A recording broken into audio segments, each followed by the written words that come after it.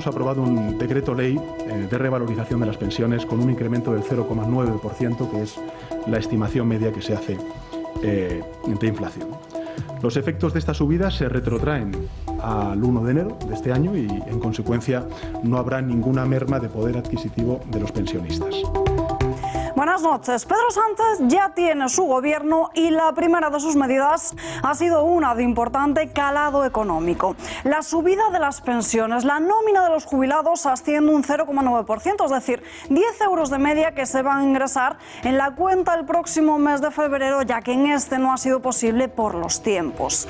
A nadie le disgusta esta subida de las pensiones, pero quedan en el tintero muchas de las cuestiones primordiales, cómo se piensan mantener su futuro y su sostenibilidad. Y es que si esta cuantía aumenta y lo hace también el gasto social y estructural, no queda otra que pensar que subirán también los impuestos. Y llama mucho la atención que Pedro Sánchez fíe el futuro de las pensiones a José Luis Escrivá. Hace no mucho más de un año, la AIREF, de la que entonces era presidente, alertaba de que ligarlas al IPC dispararía la deuda pública. Ahora Pedro Sánchez ya da rueda de prensas, incluso responde a los periodistas y traslada la reunión de los ministros al martes. En la de hoy no se ha hablado, eso sí, de impuestos todavía.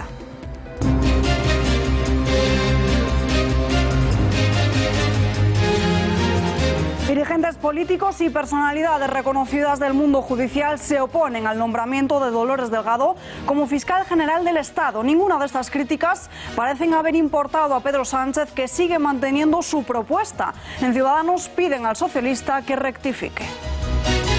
No hay peor golpe para la credibilidad de la Fiscalía que lo que acaba de hacer el sanchismo. No hay peor golpe para todos los profesionales, buenos profesionales que trabajan en la Fiscalía, que sacar directamente a una persona del Ministerio de Justicia para ponerla de fiscal general del Estado. Santiago Abascal ha aterrizado esta misma mañana en Estrasburgo. Desde allí ha anunciado la demanda que su grupo va a interponer contra el Parlamento Europeo por haber declarado como eurodiputados a Carles Puigdemont y a Toni Comín. Desde el partido político consideran que el presidente David Sassoli se ha extralimitado por aceptar a los prófugos separatistas. Creemos que es absolutamente inaceptable que los españoles, que como el resto de los europeos sufragamos con nuestros impuestos las instituciones europeas, tengamos que pagar el sueldo de dos prófugos de la justicia española por atentar contra la unidad de España. Y aquí en España, Jordi Sánchez y Jordi Cuixart han cumplido este martes una cuarta parte de la condena de 9 años que les impuso el Tribunal Supremo por sedición el pasado mes de octubre. Lledoners ha concedido un permiso de salida de 48 horas que deberá ser aprobado ahora por la Consejería de Justicia.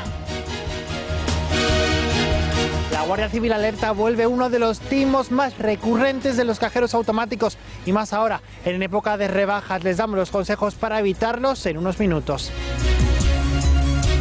El precio medio del alquiler cierra 2019 al alza. Lo hacen con una subida de un 8,5%, que se traduce en más de 950 euros mensuales, según el portal inmobiliario de pisos.com. La ciudad que lidera la lista de las ciudades con las rentas más altas es Madrid, seguida por Barcelona y Palma de Mallorca. En Francia, desde hoy hasta este jueves, nuevas jornadas de movilizaciones por la reforma del sistema de las pensiones. Hoy han sido los estibadores, mañana les toca a los funcionarios y ya para pasado mañana huelga general. Las conversaciones y negociaciones entre el gobierno galo y los sindicatos no avanzan y cada vez son más las voces que piden la dimisión de Emmanuel Macron.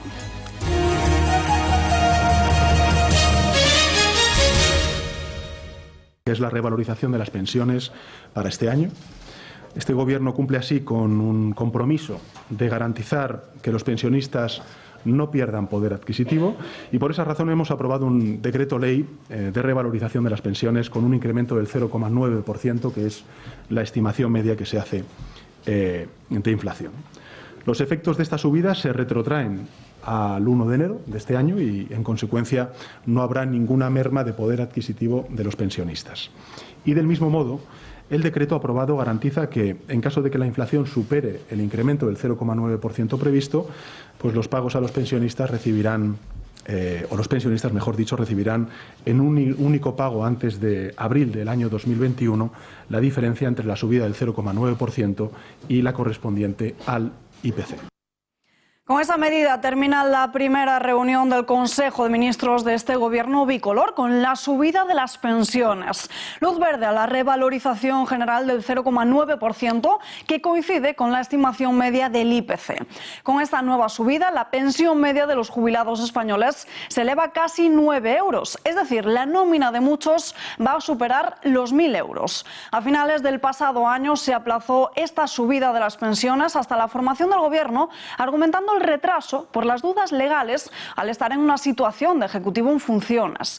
Es el segundo año consecutivo después del 2019 en el que las pensiones aumentan por encima del mínimo previsto legal del 0,25%. Sin embargo, los pensionistas no verán esta subida en este mes de enero, ya que entrará en la pensión del mes de febrero junto a los atrasos. La subida de las pensiones se produce con carácter retroactivo desde el 1 de enero y si la inflación sube más todavía en este año, los pensionistas van a recibir antes de abril de 2021 la diferencia en tan solo una paga. Sin embargo, son muchos los que muestran desconfianza ante esta subida por cómo se va a garantizar el futuro del sistema. Como ciudadanos, desde donde critican al nuevo Ejecutivo y a Pedro Sánchez por no tomar medidas con cordura. Fue increíble que el señor Sánchez jugara con las pensiones de los pensionistas de este país y les utilizara casi como rehenes, diciendo que si no había investidura suya no iba a haber subida de las pensiones. Es decir, la revalorización de las pensiones yo creo que es una cosa de consenso y es una cosa que evidentemente toda la sociedad española quiere que se garantice. Pero lo que no explica el señor Sánchez, nunca ha explicado ni nunca ha querido abordar, es cómo garantizar las reformas que a largo plazo van a garantizar la sostenibilidad de las pensiones de hoy y de mañana. Nosotros proponemos medidas para mejorar el mercado laboral, ellos solo proponen volver al modelo de Zapatero. Nosotros proponemos medidas para garantizar la natalidad y ayudar a los autónomos y a las familias a poder tener más hijos. Ellos solo piensan en aumentar los impuestos de los españoles y aquí lo que nadie está explicando, ni el señor Sánchez quiere explicar, es cómo garantizamos no solo las pensiones de hoy y su revalorización, sino también las pensiones del mañana. La COE, por su parte, pide que se vuelva a convocar la mesa del Pacto de Toledo. El presidente de la patronal ha argumentado su petición basándose en que las pensiones son un problema de todos y no de un solo partido. Las pensiones es un pacto de Estado. Yo creo que es algo, y lo digo así como titular, que es lo más importante. Esto no es un tema que lo tiene que arreglar un gobierno, ni lo arreglan 2 ni 3. Esto es el Pacto de Toledo, donde la gente se tiene que sentar, donde nosotros participamos también, pero donde todo el mundo tiene que sentarse y con muchísima responsabilidad tiene que mirar de dónde venimos, dónde estamos, qué queremos y cómo se puede hacer. Porque está muy bien decir queremos que esto sea así y nosotros no decimos que no, pero lo que hay que saber es cómo podemos hacerlo, porque dicen, bueno, ya lo haremos. No, habrá que ver cómo se hace. Por tanto, lo primero que yo creo que es fundamental es que se vuelva a convocar la mesa del Pacto de Toledo.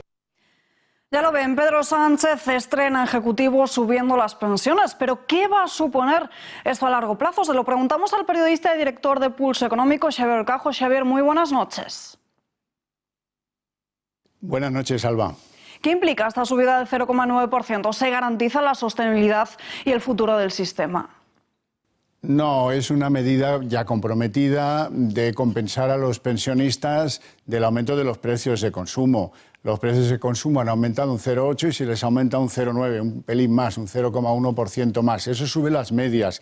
Ahora vamos a verlo. ¿En qué afecta a un pensionista normal? Un pensionista de los habituales son 9.800.000. ¿En qué afecta esta medida? Pues que van a disponer de 10 euros al mes más de lo que tenían.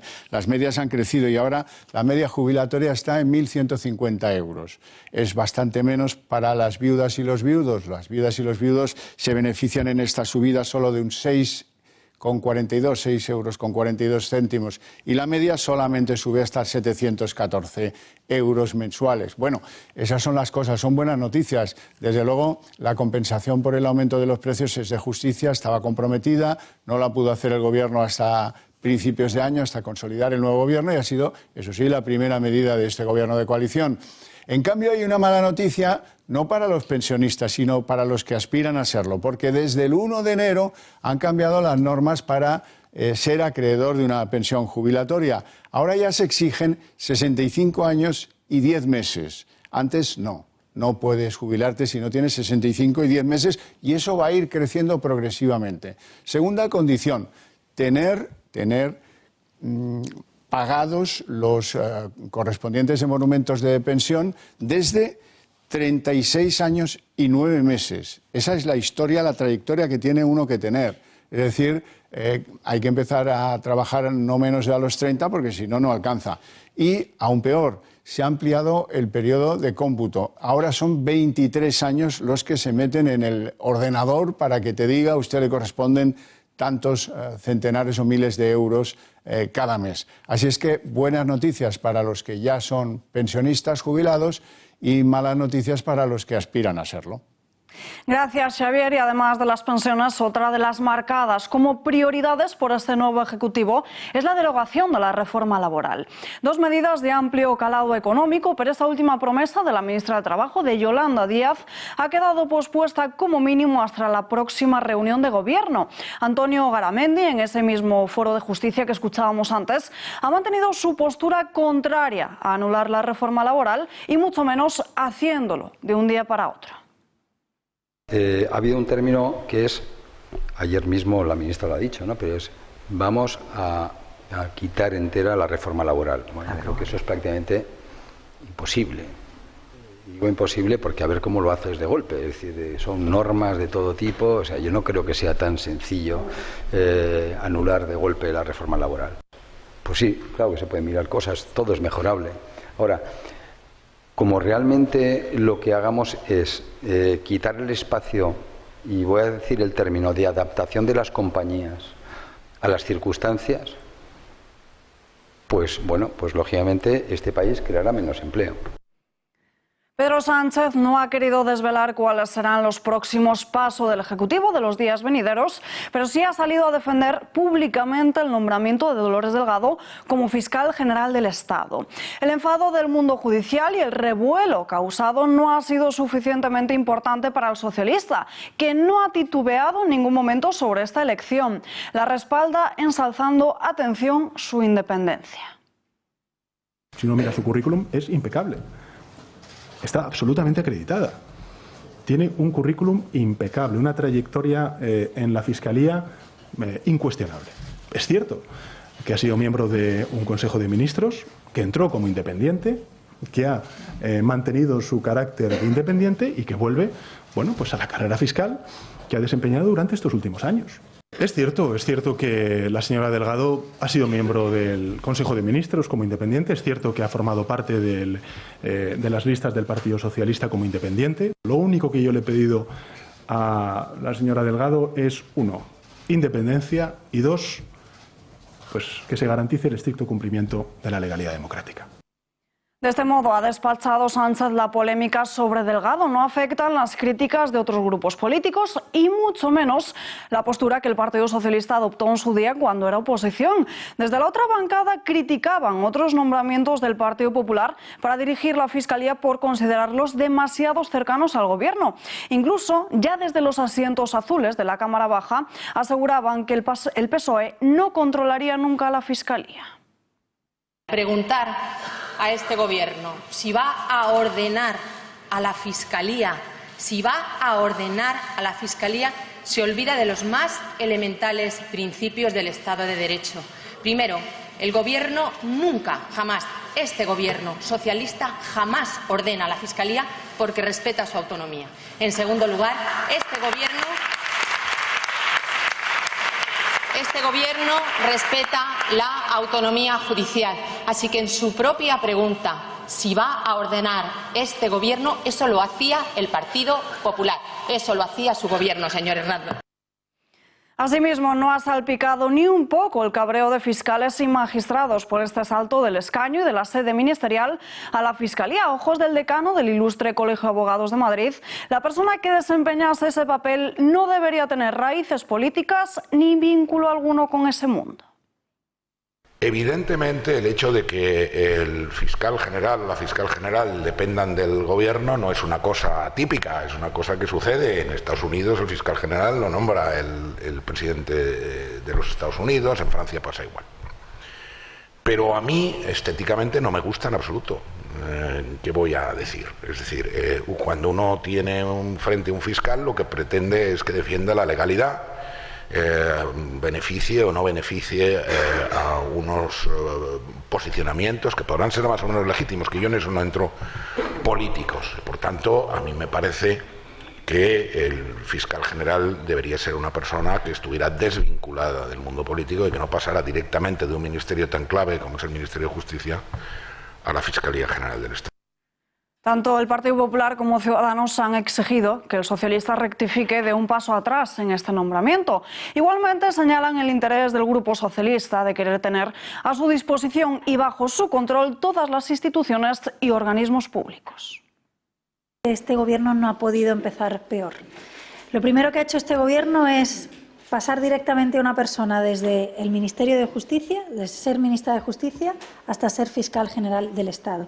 No hay peor golpe para la credibilidad de la Fiscalía que lo que acaba de hacer el sanchismo. No hay peor golpe para todos los profesionales, buenos profesionales que trabajan en la Fiscalía, que sacar directamente a una persona del Ministerio de Justicia para ponerla de fiscal general del Estado. No es creíble, sinceramente se lo digo, que el señor Sánchez hable de acuerdos con el Partido Popular el mismo día, exactamente el mismo día que Sánchez sitúa a la socialista Dolores Delgado al frente de la Fiscalía.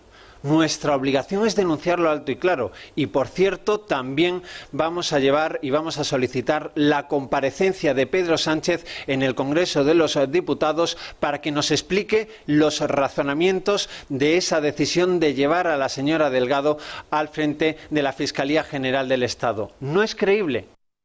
Estos dos grupos han pedido al mismo tiempo que el dirigente socialista no se vea con Quim Torra, una reunión prevista en la agenda de Moncloa todavía sin fecha. Las últimas decisiones judiciales sobre el presidente autonómico no suponen ningún problema para que Pedro Sánchez se vea con el catalán. Incluso él lo ha dicho a sí mismo, se muestra encantado de hacerlo. Ya lo dije públicamente, también en los medios de comunicación, pero también personalmente a muchos de vosotros y vosotras. Desde luego yo no tengo ningún problema en reunirme con el presidente de la Generalitat de Cataluña, porque sigue siendo el presidente de la Generalitat de Cataluña. Y por tanto, están los gabinetes concertando esa cita. La haremos cuando sea posible. Yo tuve una conversación telefónica con el señor Torra, con el presidente de la Generalitat de Cataluña, y por tanto haremos esa reunión cuanto antes. En el lugar, bueno, a mí creo que eso es algo que tendrán que decidir los gabinetes y también la fecha, pero cuanto antes, y sin duda alguna encantado de verme con el presidente de la Generalitat de Cataluña. Tsunami Democrático vuelve a la carga con incendios en las vías de tren que han provocado la interrupción del servicio. Durante algo más de 5 horas, la vía entre Gerona y Caldes de Malavella ha estado paralizada por la quema de neumáticos. Durante la incidencia, que ha afectado a 2 líneas, ha habido un servicio alternativo por carretera entre las 2 estaciones. La acción ha sido reivindicada a través de las redes sociales por la plataforma de Tsunami Democrático. Los radicales separatistas recuerdan que siguen activos y que van a trabajar a medio y a largo plazo con nuevos actos de protesta no violenta y de desobediencia civil masiva. Mientras tanto, Quim Torra se mantiene como presidente de la Generalitat. La mesa de la Cámara ha dado luz verde esta misma mañana que el separatista pueda seguir ejerciendo como diputado autonómico gracias a Junts per Cat, a Esquerra y el propio Partido Socialista catalán. De este modo se oponen a lo dictado por la Junta Electoral Central. Los letrados del Parlamento han emitido un informe en el que concluyen que la declaración de incompatibilidad de un diputado del Parlamento no es competencia de una administración electoral, según el reglamento de la Cámara y la Ley Orgánica de Régimen Electoral. Por ello han rechazado la petición de la Junta Electoral Central de retirar el alta de diputado a Quim Torra y lo avalan como presidente de la Generalitat. Los letrados han considerado que no es posible ni una declaración de elegibilidad sobrevenida ni atribuirle a la Junta Electoral Central competencias implícitas para declarar situaciones de incompatibilidad. Además, han recordado que el Estatut y la Ley de Presidencia de la Generalitat y del Govern establecen como causa del cese en el cargo de presidente de la Generalitat la condena penal firme que comporte la inhabilitación.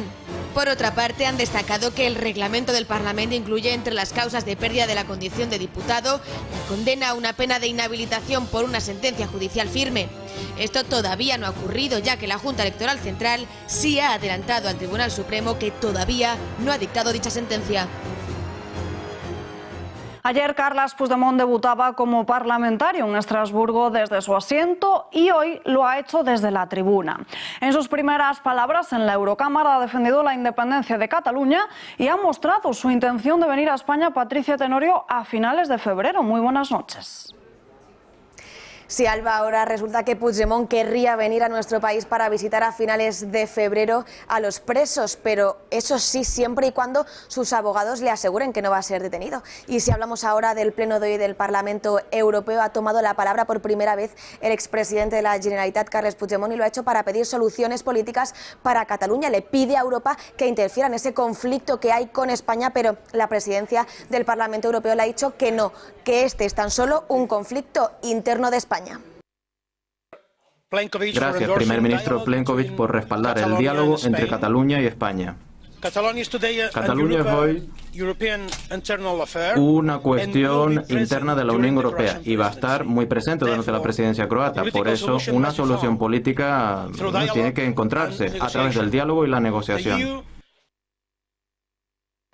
Y también ha hablado de autodeterminación, asegura que es un problema que la Unión Europea tiene que hablar porque puede solucionar conflictos territoriales no solo en Europa, sino también en el mundo.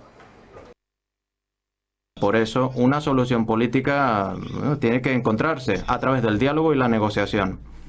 La Unión Europea tiene que avanzar para encontrar un mecanismo común democrático que aborde la autodeterminación. La represión no puede ser una solución aceptable. Es la hora de que la política europea hable y muestre al mundo que el derecho de autodeterminación es la vía más democrática de resolver problemas territoriales no solo en Europa, sino en todo el mundo. Gracias.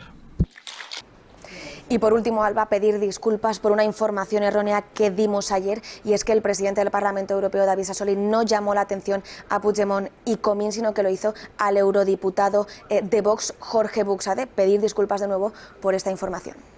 Ahí queda esa aclaración. Gracias, Patricia. Y hasta Estrasburgo se ha trasladado hoy Santiago Abascal. Desde allí, el líder de Vox ha anunciado una demanda contra el Parlamento Europeo por extralimitarse al declarar eurodiputados a los prófugos de Carles Puigdemont y Toni Comín. Este martes, los 3 eurodiputados de Vox han recurrido ante el Tribunal Superior de Justicia de la Unión Europea la decisión que daba plena libertad al expresidente y al exconsejero para ejercer como eurodiputados. El líder de Vox ha explicado que su recurso se fundamenta en el hecho de que tanto Puigdemont como Comín no han pasado por la Junta Electoral Central para recoger sus actas como marca la ley. Y hablamos con uno de esos eurodiputados de Vox, con Jorge Buxade, que se encuentra al otro lado de la línea telefónica. Señor Buxade, muy buenas noches. Buenas noches, Alba. ¿Consideran que la Eurocámara está atentando contra la ley española y la normativa comunitaria? Por supuesto.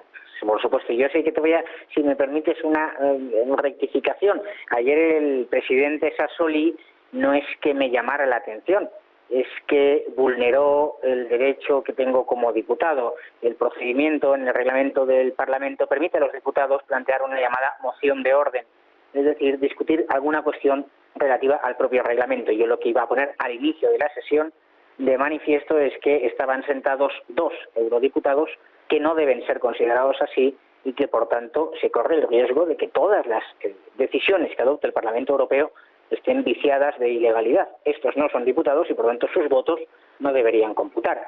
Y pues no me permitió hablar, lo cual es una buena muestra de esa tolerancia y de ese respeto al pluralismo que algunos quieren vender desde la izquierda. No hay que olvidar que se trata de un presidente socialista. A mi modo de ver, el que el Parlamento Europeo haya aceptado que Puigdemont y Comín son diputados de pleno derecho constituye, por supuesto, una violación a la ley nacional. Todos los españoles ya sabemos, porque somos casi especialistas todos en derecho, que para adquirir la condición de diputado uno tiene que ir ante la Junta Electoral en el Congreso de los Diputados y acatar la Constitución. Y ni Puigdemont ni Comín lo han hecho. Y por tanto no han cumplido todo el procedimiento y no deben ser admitidos por el Parlamento Europeo. Hablando entonces de esa demanda, ¿consideran que se precipitó el presidente David Sassoli al llamarles eurodiputados, al considerarlos como tal? No sé si puede escucharme bien, parece que tenemos problemas con esa conexión telefónica, señor Buxadé. Parece que tenemos un problema con esa conexión. Seguimos con más noticias del día porque este mismo martes los Jordis, el presidente de Òmnium Cultural y el que fuese dirigente de la ANC, han cumplido una cuarta parte de la condena. El pasado mes de octubre el Tribunal Supremo les impuso una pena de 9 años por sedición en la causa del golpismo catalán. De cumplirse las intenciones de los separatistas, más pronto que tarde podríamos verles abandonar la prisión en salidas de 48 horas. Los líderes independentistas Jordi Sánchez y Jordi Cuixart podrían salir de la cárcel en los próximos días. La Junta de Tratamiento de la Cárcel de Lledoners ha concedido un permiso de salida de 48 horas al presidente de Òmnium Cultural y al expresidente de la ANC. Ambos líderes, presos por su papel en el procés, están clasificados en segundo grado y por ello habían solicitado una autorización de salida de prisión. Hoy han cumplido entre rejas un cuarto de la pena de 9 años que les impuso el Supremo por sedición. ¿Y qué falta ahora? Saber la decisión de la Consejería de Justicia sobre estas salidas, que podrían llegar a ser de hasta 36 días al año. Cuixart no tiene previsto recurrirle al Supremo ni al juez su clasificación en segundo grado, así lo ha asegurado en Twitter, que seguirá ejerciendo todos los derechos penitenciarios, dice. Mientras, Jordi Sánchez no ha decidido aún qué va a hacer, a la espera de valorar la situación con su abogado. Recuperamos ahora sí esa conexión telefónica con el eurodiputado de Vox, con Jorge Buxadé. Le estaba preguntando justamente si consideraban desde su grupo, si creen que se precipitó el presidente Sassoli al concederles el acta de eurodiputados a los dos separatistas. Pues efectivamente, Alba, perdona el corte de la comunicación. Esto es lo que nosotros hemos planteado en la demanda que hemos presentado en el Tribunal de la Unión Europea, y es que Sassoli se ha extralimitado, ha asumido una competencia que es de la Junta Electoral Central y ha incumplido no solo ya la ley española, sino las propias normas comunitarias. ¿Por qué lo ha hecho? Pues yo creo que lo ha hecho por una extralimitación, por no esperar al informe jurídico que tenía que emitir los servicios jurídicos del Parlamento y de forma improcedente admitir que el supuesto Junqueras es el mismo de Puigdemont y Comín. Nosotros en la demanda le recordamos a Sassoli que Puigdemont y Comín nadie les ha prohibido entrar en España, nadie les ha obligado a salir de España y que pueden venir a España cuando quieran, que estaremos los españoles encantados de que vengan al Congreso de los Diputados a hacer su acatamiento a la Constitución. Si no lo hacen es porque son fugados de la justicia, porque saben que el Tribunal Supremo ha ordenado su detención y esa cobardía pues no puede ser amparada por el Parlamento Europeo, y más cuando incluso se nos ha informado, aunque no hay la constatación, no tenemos aún la prueba, pero se nos ha informado que incluso se les pretende pagar los sueldos atrasados desde julio, lo cual ya resulta un absoluto escándalo, un insulto, ya no solo a los españoles, sino a todos los europeos. El Parlamento se extralimita. Y además quiero decir una cosa que parece poco relevante, pero lo es y mucho. Y es que nuestra demanda es en interés de todos los españoles, yo diría que incluso de todos los europeos. Porque si se admite lo que ha hecho Sassoli, a partir de ahora todas las leyes electorales de los 27 Estados miembros son papel mojado.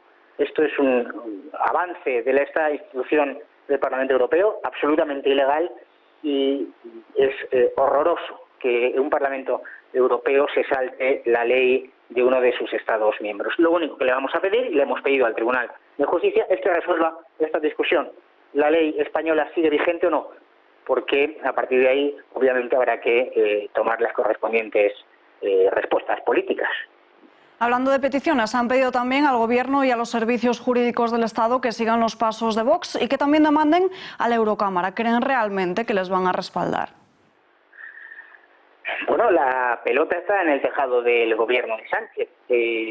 Se ha vulnerado la ley electoral española, la Junta Electoral no ha emitido esas credenciales para Puigdemont y Comín, y a pesar de eso el Parlamento Europeo les considera diputados. Que es una obligación política, jurídica del Gobierno de España defender la ley electoral española, defender a la Junta Electoral Central su competencia frente a esta extralimitación de Sassoli. Esperamos que el Gobierno de España pues interponga la correspondiente demanda. Lo que hemos dicho, nosotros hemos hecho un trabajo extraordinario, todo el equipo de Vox Europa, además trabajando a horas intempestivas porque ha sido todo muy urgente y muy rápido. Ponemos nuestra demanda a disposición de la Abogacía del Estado, que con toda seguridad la mejorarán, pero la ponemos a su disposición para que el propio Gobierno de España demande al Parlamento Europeo en nombre de la ley española, en nombre de los españoles.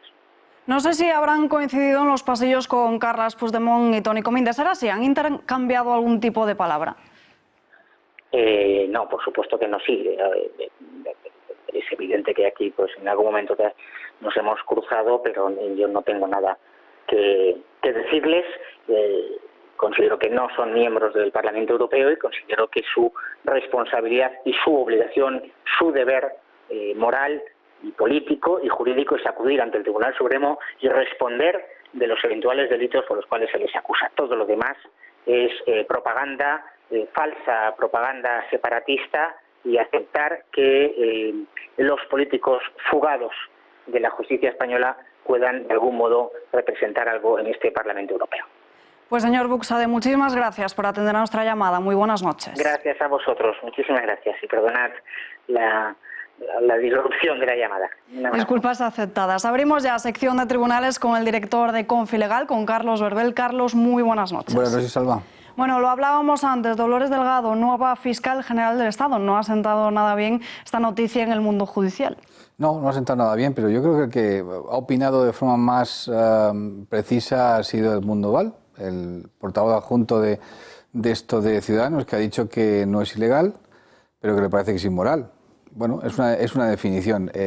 Sobre todo a las fuerzas progresistas no les gusta nada, a las fuerzas conservadoras no les gusta nada, porque es la primera vez que se produce esto, que una ministra de Justicia directamente pasa a ser fiscal general del Estado, que por otra parte ya es fiscal, no olvidemos, lleva 30 años de fiscal, por lo tanto conoce muy bien el asunto. Es la crítica de las puertas giratorias, es decir, vuelves, pero claro, no vuelve tampoco a su destino en la Audiencia Nacional. Pero vamos, no ha sentado nada bien, ya te lo digo también, sí, es verdad, es cierto. Tanto Partido Popular como Vox han anunciado que van a recurrir a este nombramiento, pero van a conseguir sus propósitos, tienen recorrido. Fíjate, Buxado hace un momento estaba hablando del el follón mediático que se monta y demás. Y el otro día le reflexionaba a un amigo, le decía, esto de, siempre hemos estado diciendo que el Estado de Derecho, que la democracia, que la ley y demás era fundamental, y lo que los periodistas nos están dando es un montón de juego, porque en vez de ser rápida y clara, es bastante, no digo oscura, pero sí con muchos matices y sobre todo llena de recovecos. Y esta es una de ellas, es decir, el PP y Vox van a recurrir en base al Estatuto del Ministerio Fiscal. Hay dos artículos, los ha citado claramente Pablo Casado, yo he estado leyéndolos, está muy cogido por los pelos. Básicamente es la apariencia de imparcialidad por parte de la fiscal. Pero también es una cosa muy importante, tampoco debemos olvidar, cuando ella, mejor dicho, el Gobierno nombra a María José Segarra en su momento, todo el mundo esperaba que diera, y es de la UPF, Unión Progresista de Fiscales, igual que ella, que hubiera dado orden a los 4 fiscales de sala para que redujeran de rebelión a sedición, y se mantuvieron en sus 13. Y de hecho en los últimos tiempos la Fiscalía, digo porque la gente posiblemente no lo sepa, pero la Fiscalía en los últimos tiempos ha reforzado muchísimo su autonomía. Hay un artículo que es el 27 que dice que si un jefe, pongamos un fiscal, te pide, tú siendo fiscal, te pide que hagas una cosa y no estás de acuerdo, tú puedes en un momento dado convocar a la Junta de Fiscales y que todos se enteren y que todos decidan al fin y al cabo. Por supuesto que va a decir el fiscal jefe, pero está obligado también por la democracia. Por lo tanto, la posibilidad de que haya una fiscalía que esté hipermanipulada y demás, yo lo veo bastante lejos. Es verdad que no gusta a nadie que pase de ministra a fiscal general del Estado. Pero ya te digo que a mí me parece que el recurso contencioso administrativo que vayan a presentar tanto PP como Vox, en mi opinión no tiene mucho recorrido. Lo cierto es que todos estamos dando por hecho ese nombramiento, pero tiene que pasar antes por la aceptación del Consejo General del Poder Judicial y en última instancia por el Congreso de los Diputados. Claro, ahora tiene que haber un informe por parte del Consejo General del Poder Judicial que tiene que decir si es idónea, que son palabritas que utilizan en este mundo de la justicia, si es idónea o no es idónea. A ver, puede ser que en el Consejo algunos de los vocales conservadores pues pongan el grito en el cielo y digan que bueno que es ministra y que ha sido ministra y que ahora no puede volver a ser fiscal general del Estado, como ha sido antes fiscal general del Estado, y pueden montar follón. Pero aparte del follón que vayan a montar y que vayan a montar luego después también en el Congreso de los Diputados, donde tiene que comparecer para ser interrogada por los diferentes diputados, ahí también la van a esperar, específicamente los del PP, Ciudadanos y Vox la van a esperar. Evidentemente, yo no creo que vayan a tener ningún problema desde el punto de vista legal para que salga. Vamos a tener muchísimo ruido hasta que vaya al Congreso de los Diputados y demás, que sea dentro de una semana y media o cosas así. Esto vamos a tenerlo todos los días, pero que ya te digo que va a ser muy difícil que se pare este nombramiento.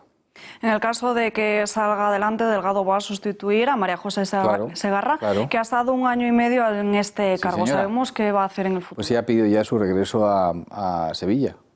Entonces, bueno, cuando se produzca todo, la cesen a ella, pues y tome posesión Dolores Delgado, María José Segarra, que ha hecho un buen trabajo en ese sentido, en el sentido de que, mira, el 4 de noviembre de 2018, cuando ella llevaba ya como 3 meses más o menos siendo fiscal general del Estado, cuando los 4 fiscales del Supremo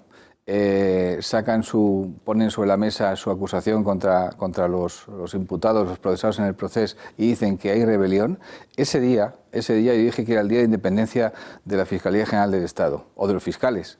Bien, ella María José Segarra respetó esa independencia. Y yo creo que en los últimos tiempos, paradójicamente, ha sido los gobiernos del PSOE los que han dado esa independencia, que es curioso, a la Fiscalía General del Estado.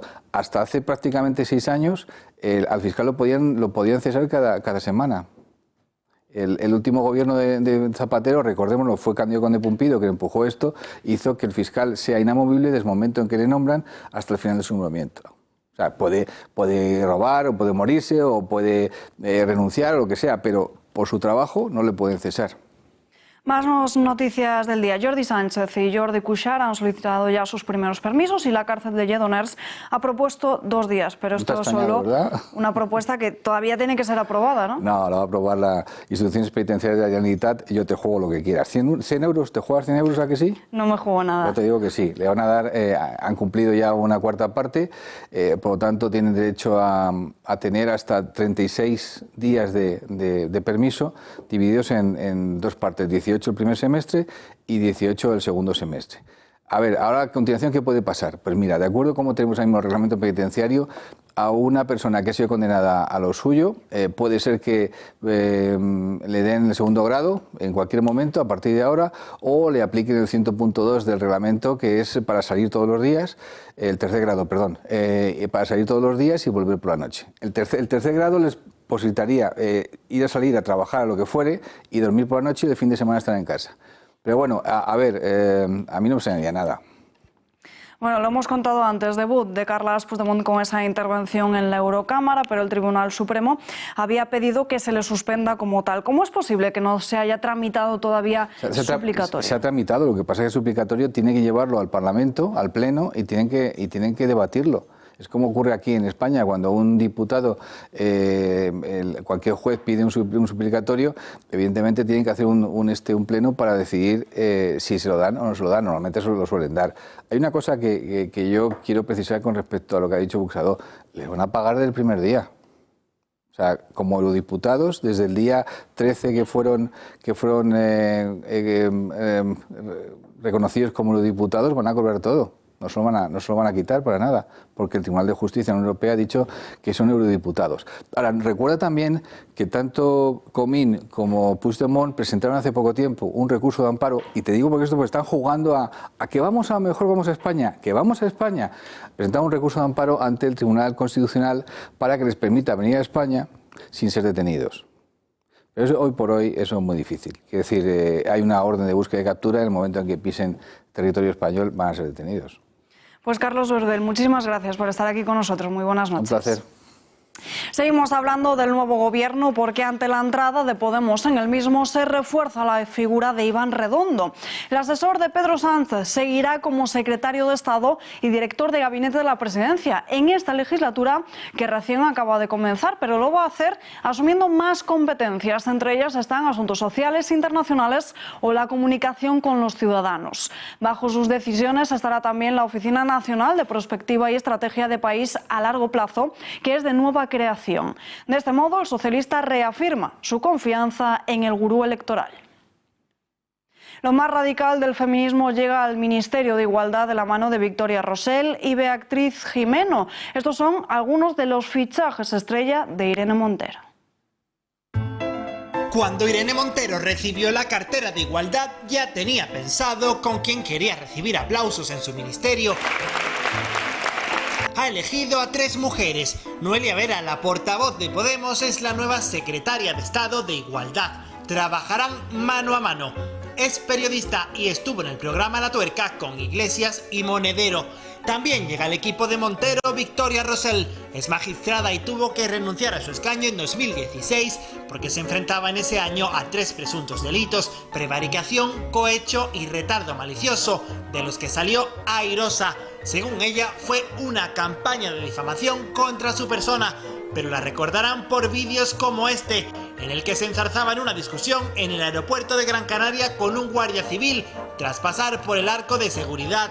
Y no fue el único altercado que tuvo en menos de un mes en un aeropuerto.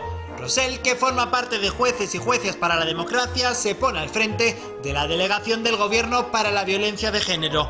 Pero el nombramiento más polémico es el de Beatriz Gimeno, que plantea una agenda sexual radical contra el heteropatriarcado. Que no solo las feministas lesbianas tenemos que tener una agenda sexual cuestionadora del heteropatriarcado, sino que las feministas heterosexuales también deberían tener una agenda sexual radical. Es la nueva directora del Instituto de la Mujer y tiene un marcado perfil radical. La autodenominada feminista habría realizado unas declaraciones que rescatan la hemeroteca del diario La Razón, en las que ataca al sexo masculino y deja ver que la igualdad real y el cambio social pasan por la penetración a los hombres.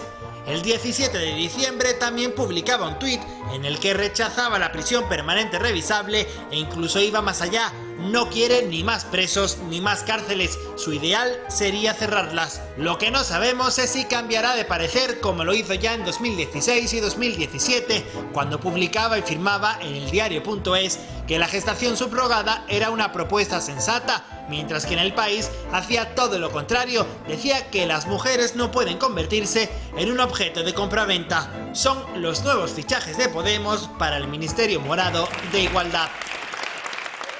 Los carteles de Se Alquila cerraron el 2019 con grandes subidas. El precio medio alcanzó un alza de un 8,5%, es decir, más de 950 euros mensuales. Son los datos que hoy ha difundido el portal inmobiliario pisos.com, en los que se puede comprobar cómo Madrid es la ciudad más cara de toda España para vivir de alquiler. La vivienda media en la capital tuvo una superficie de más de 140 metros cuadrados con una renta de 1.700 euros. Le siguen Barcelona y Palma de Mallorca.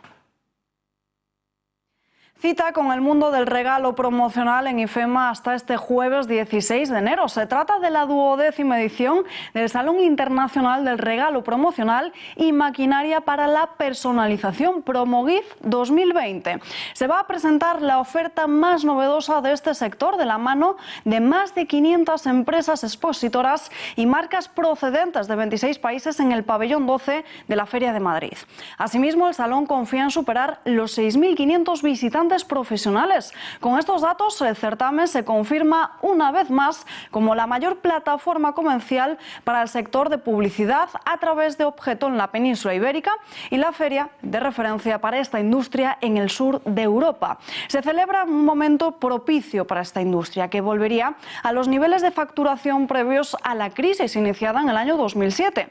La feria va a volver a convertirse en el punto de encuentro de oferta y demanda, proporcionando un escenario de negocio de primer nivel y de alta rentabilidad.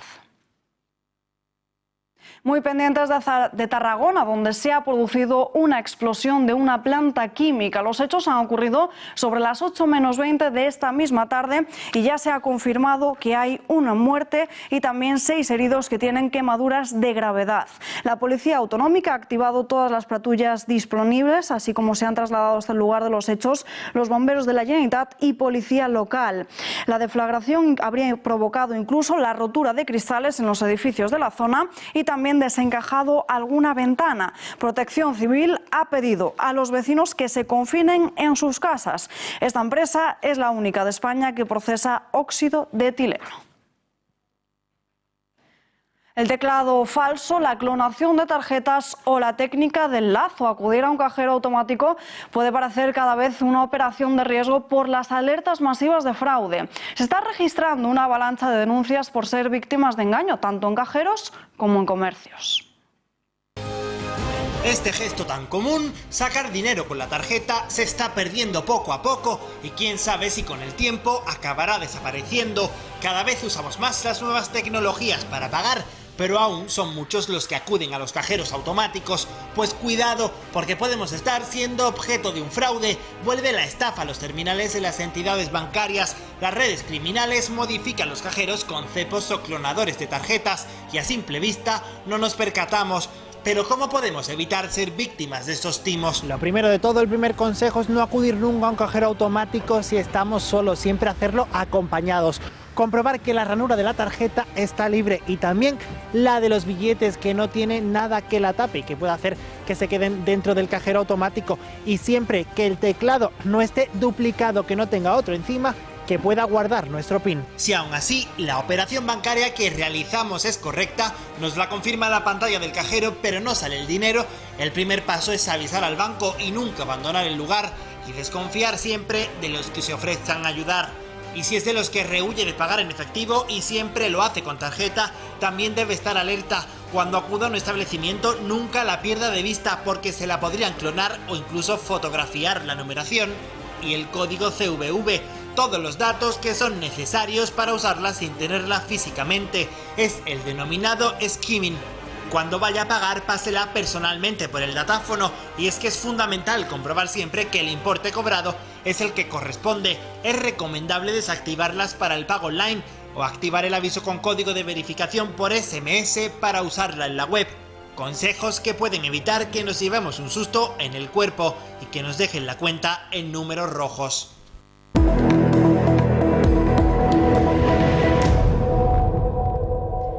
El pulso por las pensiones se endurece con las peticiones de dimisión a Emmanuel Macron. Son muchos los franceses y sindicatos, como el de los médicos, los que exigen que el presidente francés abandone su cargo ante la imposibilidad de que las negociaciones y las conversaciones avancen hacia buen puerto.